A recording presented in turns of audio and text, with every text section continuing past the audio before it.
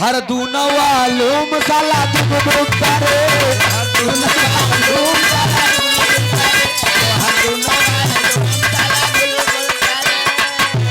कब ऊपर कब नीचे कब आगे कब पीछे कब आला करी मुंह चुप चुप करे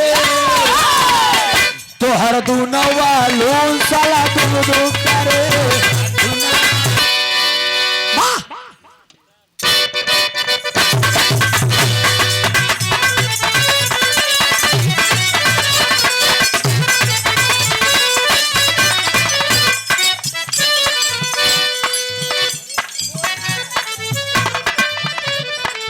बड़ी सुंदर गीत था, दोनों खूबसूरत लड़की रहे मीनाक्षी जी। देखा अब तू हमके जब छेड़लू तो हम थोड़ा सा छेड़। आपका ध्यान किधर है? आपका हीरो इधर है। अरे वाह, इस चक्कर में तू पड़े रहा।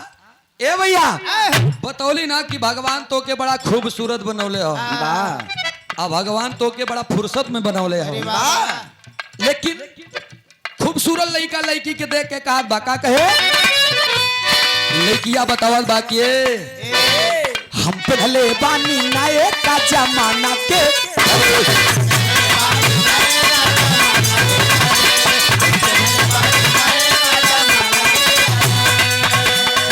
तारा तारा देख के तू मुझे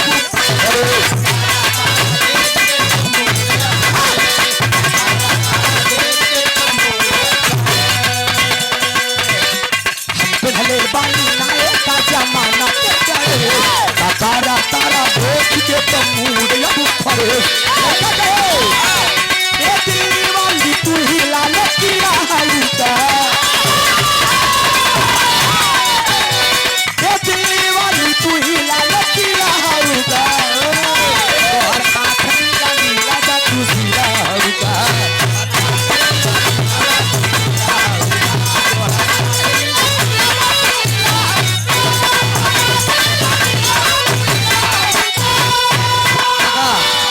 प्यार में भी है ना वालू ने कहा ए तो हर दूना वालू मसाला दुगुन करे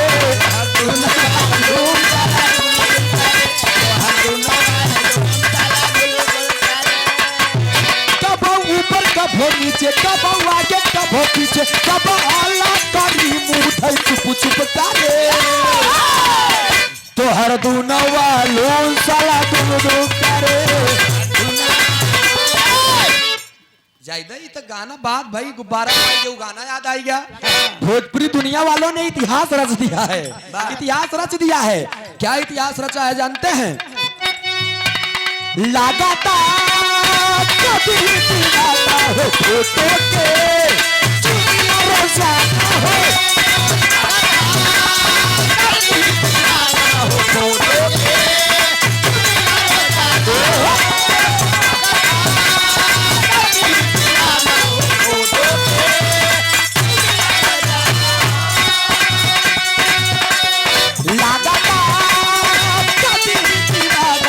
फोटो के तुम लाना जाना है मान ले लो पिया हमके पापी मान ले लो बाड़ू हमके पापी बगली दिखावे अगरबत्ती बगली दिखावे अगरबत्ती